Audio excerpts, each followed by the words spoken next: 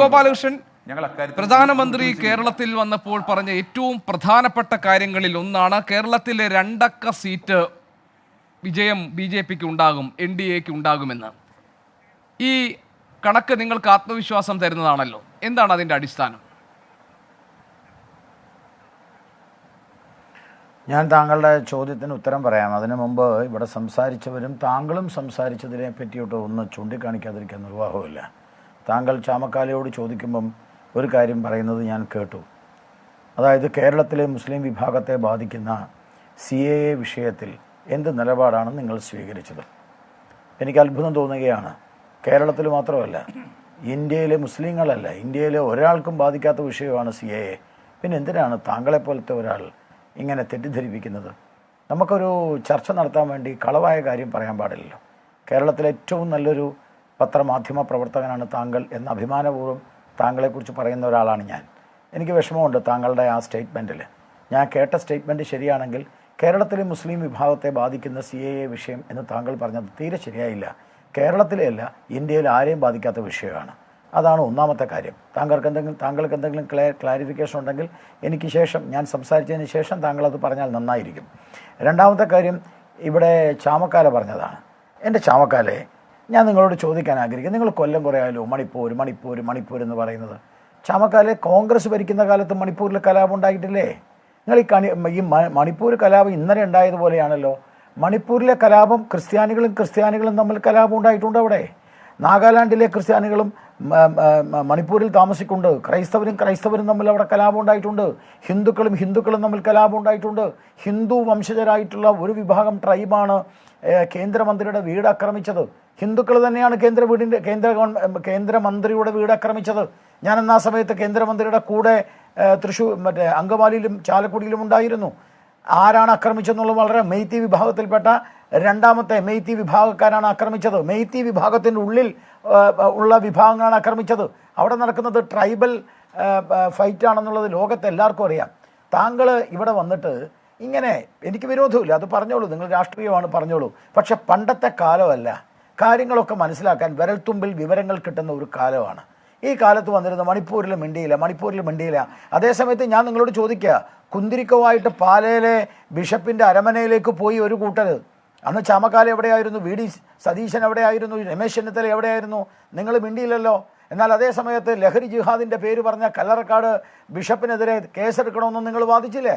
ഇപ്പം പൂഞ്ഞാറിൽ ഒരു അരമനയിലെ ഒരു പള്ളിയുടെ മുമ്പിൽ ഇട്ടിട്ട് 10-17 ചെറുപ്പക്കാർ മോട്ടോർ സൈക്കിളിൽ വന്നിട്ട്, മുസ്ലിം ചെറുപ്പക്കാർ, NDFൻ്റെ ചെറുപ്പക്കാർ, തീവ്രവാദികളായ ചെറുപ്പക്കാർ, അവർ വന്നിരുന്നിട്ട് ആ പള്ളിയിലച്ഛനെ അടിച്ച് വീഴ്ത്തി അയാളുടെ നെഞ്ചിലൂടെ മോട്ടോർ സൈക്കിൾ ഓടിച്ച് കയറ്റിയപ്പോൾ ഈ കേരളത്തിൽ ആരും ചർച്ച ചെയ്തില്ലല്ലോ. അതെന്ത് പറ്റി?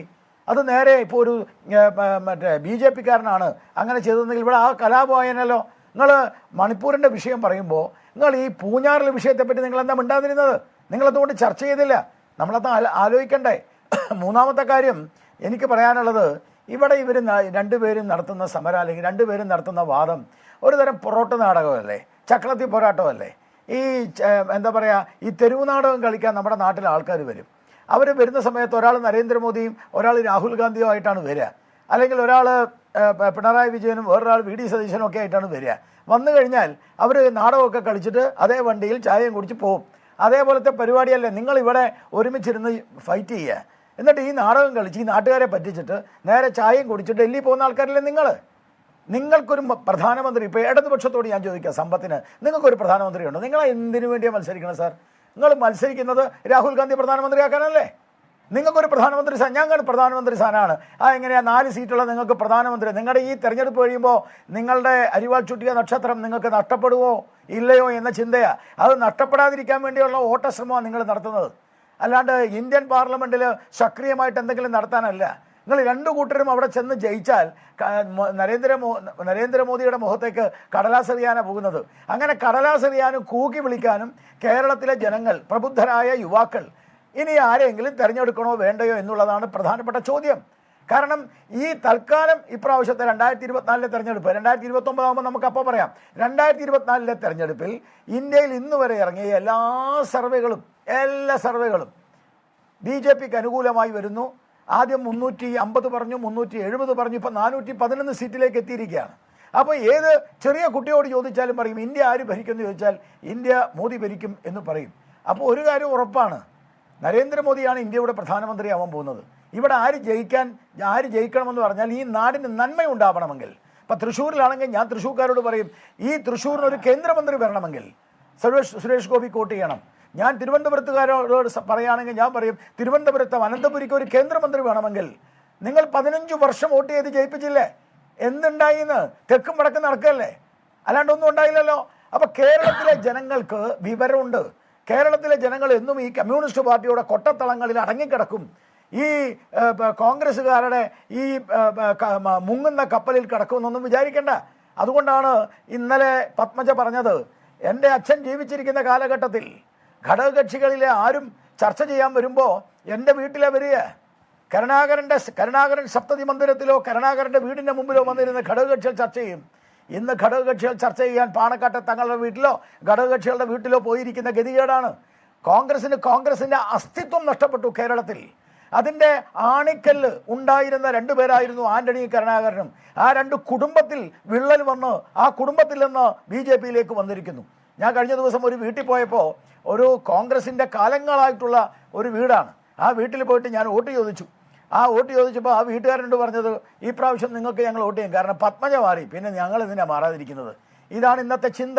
കാരണം മാറാത്തവർ BJPക്ക് വോട്ട് ചെയ്യില്ല, BJP ജയിക്കരുത് എന്ന് ചിന്തിക്കുന്നവരുണ്ടാവും. പക്ഷേ ഈ നാട്ടിലെ സത്ചിന്തയുള്ള ആളുകൾ, നല്ലൊരു ഗവൺമെൻറ് ഉണ്ടാവണമെന്ന് ചിന്തിക്കുന്ന ആളുകൾ, ഒരു കേന്ദ്രമന്ത്രി ഉണ്ടാവണമെന്ന് ചിന്തിക്കുന്ന ആളുകൾ, ഒരു വികസനം ഉണ്ടാവണമെന്ന് ആഗ്രഹിക്കുന്ന ആളുകൾ മലയാളികൾ ഉണ്ടെങ്കിൽ ആ മലയാളികൾ BJPക്ക് വോട്ട് ചെയ്യും.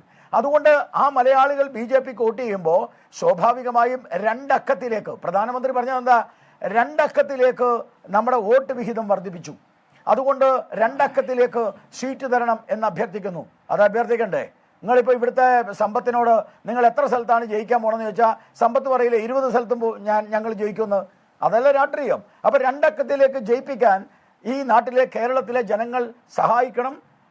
അതിനുവേണ്ടി ഞാൻ അഭ്യർത്ഥിക്കുന്നു എന്നാണ് അദ്ദേഹം പറഞ്ഞത്. അത് പറയാനുള്ള കടമ അദ്ദേഹത്തിനുണ്ട്, യാതൊരു സംശയവുമില്ല.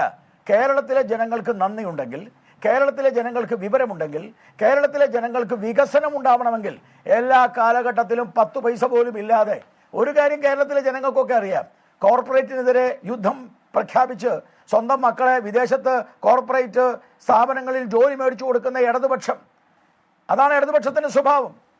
ഈ അടുത്ത കാലത്തൊന്നും രക്ഷപ്പെടാത്ത മുങ്ങുന്ന കപ്പലാണ് കോൺഗ്രസ്.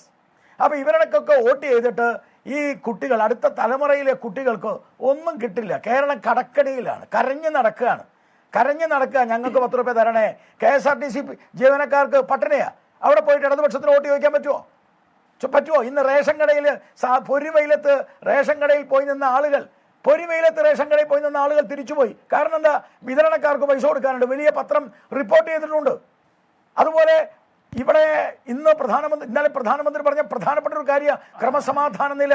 SFI എന്ന് പറയുന്ന ഒരു കൂട്ടം കാബാലികർ, SFI എന്ന് പറയുന്ന IS കൂട്ടർ, ഈ എന്താ പറയുക, ഇത്രയേറെ ക്രൂരത ചെയ്യുന്ന ഒരു മനുഷ്യനെ പട്ടാപ്പകൽ തല്ലിക്കൊല്ലുന്ന സിദ്ധാർത്ഥ് എന്ന് പറയുന്ന പയ്യൻ്റെ ആ ഒരു വികാരം ഉൾക്കൊള്ളാത്ത ആളുകൾ ഈ നാട്ടിലുണ്ടോ? ഇപ്പോൾ ഷാജിയുടെ നമുക്കറിയാം, PN ഷാജി, അയാൾ സ്വയം ആത്മഹത്യ ചെയ്തതല്ല, മാനസിക പീഡനത്തിൽ ആത്മഹത്യ ചെയ്തു എന്നാണ് ഇന്നലത്തെ വെളിപ്പെടുത്തൽ. നിങ്ങളടക്കം അത് പറഞ്ഞില്ലേ? ഇതൊക്കെ ഈ നാട്ടിൽ നടക്കുക. എന്നിട്ട് പറയാം ഞങ്ങൾ വലിയ നിലപാടുള്ള ആളുകളാണ്, ഞങ്ങളിവിടെ മാറ്റിമറിക്കും, നിങ്ങൾക്കൊരു മണ്ണാങ്കട്ടം ചെയ്യാൻ പറ്റില്ല എൻ്റെ സമ്പത്തെ. പോകട്ടെ ശ്രീ B. ഗോപാലകൃഷ്ണൻ.